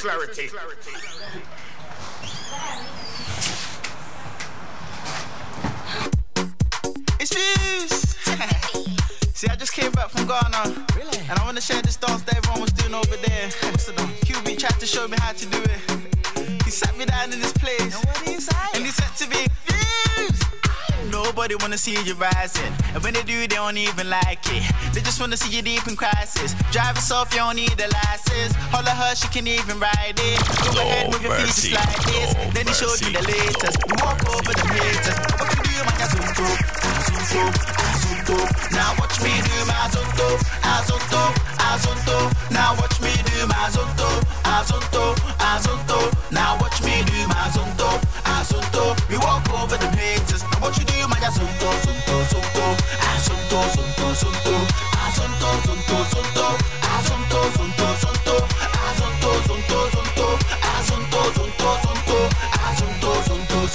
We walk over the haters. Now what you do, my they all wanna learn how to do this. So I'ma take you right through this. Azunto dance is the movement. So when you jump on the floor, better use it. First step is a step. You can move to the right, to the left. You can even freestyle when you step. Put your hands in the air and you rap. So go. Twist your fingers, you can wave and say hello, low. Make a fist and you can hit them with that blow. No violence, that's how you do azunto. Let me see you go. QB taught me this. Nobody wanna see you rising. And when they do, they don't even like it. They just wanna see you deep in crisis. Drive yourself, you don't need a license. Holler her, she can even ride it. Go ahead, move your feet just like this. Then he showed me the latest. We walk over them haters. Now what you do, man, azunto. Now watch me do my azunto. Now watch me do my azunto. Now watch me do my azunto. We walk over them haters. Now what you do, man, sorry, sa azunto. We yo. Ain't men you go slow. Yeah, when in a two blow. Move to the rhythm, here we go. I'll show you how to do this. So, some mensa, menkasa. Up across on the south side. Move to the left and right and watch me free. Azunto. All my ladies try to pose and free. Drop it low and make the boys say damn. Go sombo. Freestyle it the way you want to say. Uchimo. What you do, my azunto. Now watch me do my azunto. Now watch me do my azunto. Now watch me do my azunto. Coming up right after me, the hour of 8 o'clock, you have the one and only Mr. George Flavors.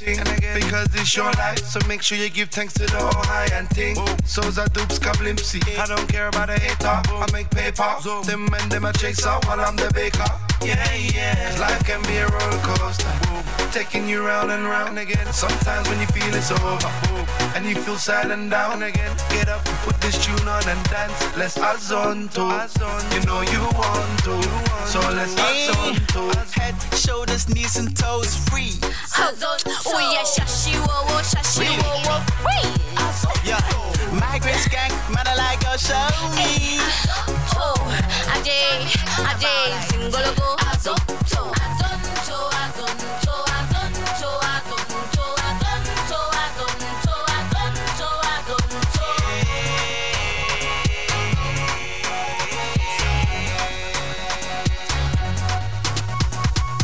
I'm not saying you're Jamaican representing for World Jam Global Radio. I say you don't know. Just do it. This the remix, yeah. So fly. Akon, P-Square, Mr. Maybe, Convict Music. First of all, you're the type of woman that stays on my mind. Walk down the street, every guy wanna jump on your behind. It's your seduction that makes sure that we stay in line. Sexual corruption, cause I'll kill anyone for your time. Yeah. Even though I make real dough, you're the reason there'll be more, yeah. Yeah. Even though I got much more, I don't mind if you chuck my money. Cause I don't care. Chuck my money.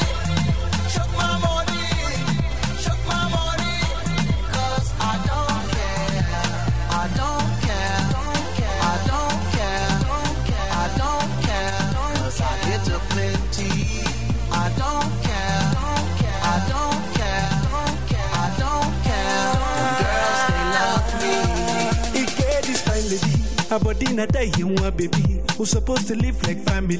Hey, I know the lie. There's nothing stopping me. She dey feel my swag and I get money. I dey try my best to be somebody. Cause I'm living life. This girl, they make me higher, higher.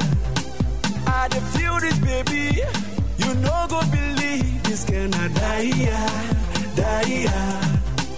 If you see this baby, tell him say she must chop my money, chop my money, chop my money.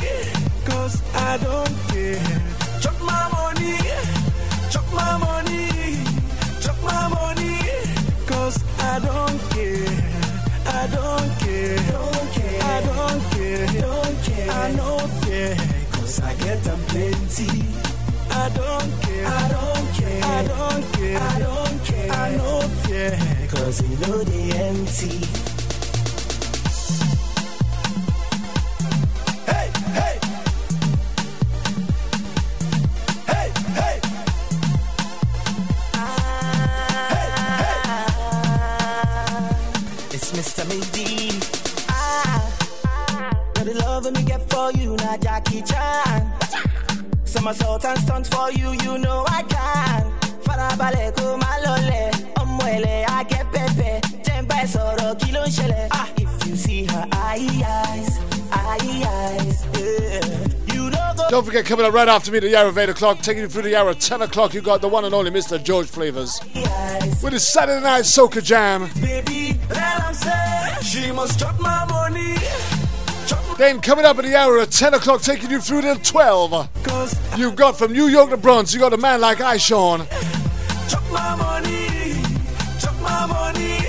cause I don't care. I don't care. Don't care. I don't care. Don't care. I don't care. Cause I get them plenty. I don't care. I don't care. I don't care. I don't care. I don't care. Cause you know the empty.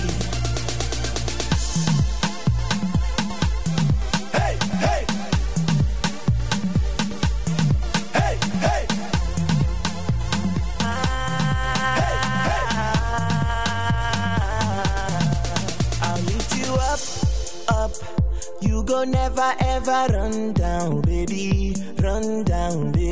And when I'm done, tell me if you want some more, baby, some more. I got $20 in my name, 20 naira in my name, $20 in my name, in my name, in my name, $20 in my name, 20 naira in my name, $20 in my name, in my name, in my name, $20 in my name.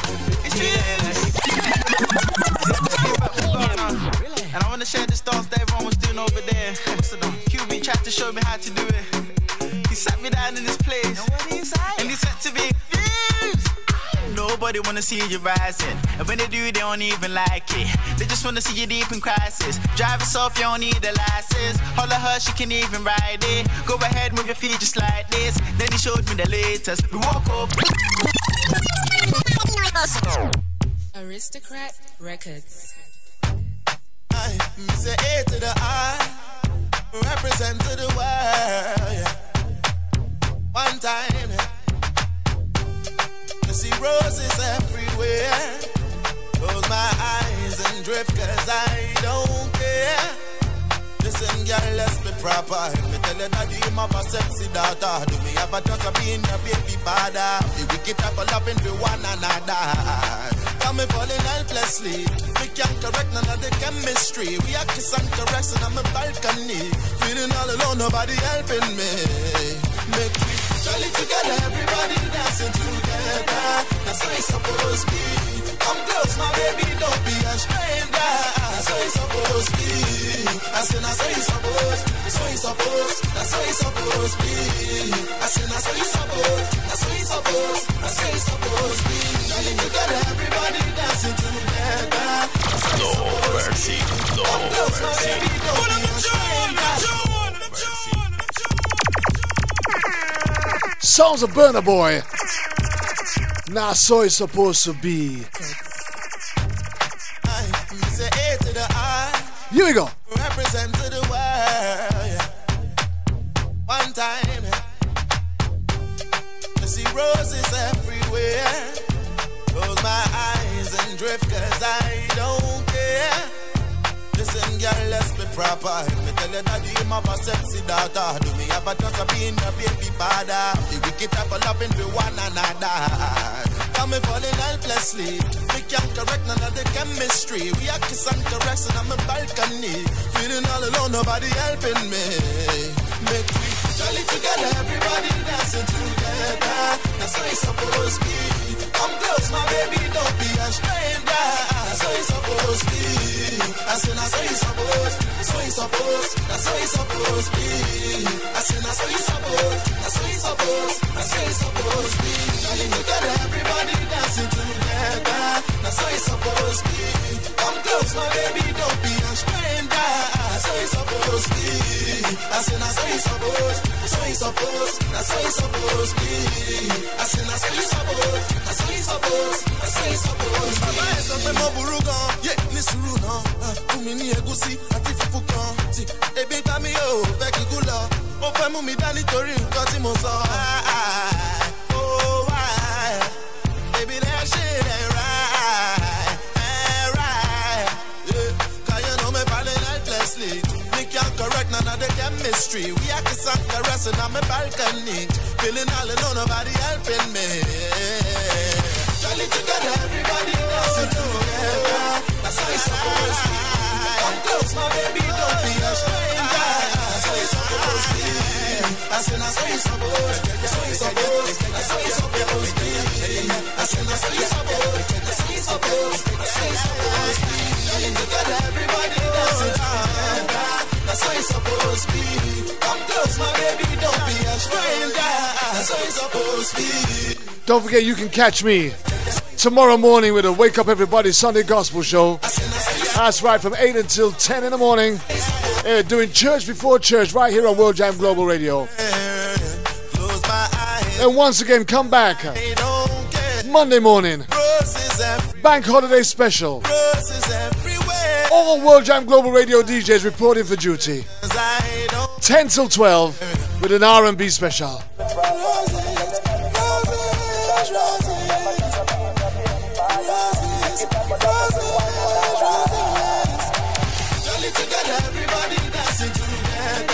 That's how it's supposed to be. Come close, my baby, don't be a stranger. That's how it's supposed to be. I said, that's how it's supposed. That's how it's supposed. That's how it's supposed to be. I said, that's how it's supposed. That's how it's supposed. That's how it's supposed to be. Jolly together, everybody dancing together. That's how it's supposed to be. Come close, my baby, don't be a stranger. That's how it's supposed to be. I said, that's how it's supposed. That's how it's supposed. That's how it's supposed to be. I said, that's how it's supposed. That's how it's supposed. That's how it's supposed to be. Oh, Lord of His mercy. Big man traveling down. Say A to the I. Say A.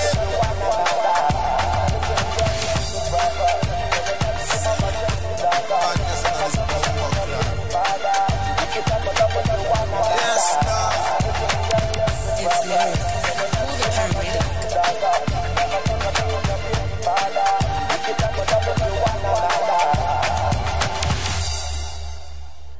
Run the track! Run the track! Run the track! Run the track!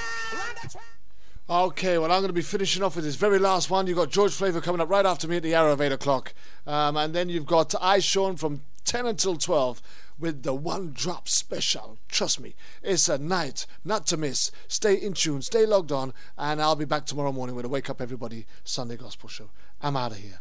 Run it, run it, run it, run it.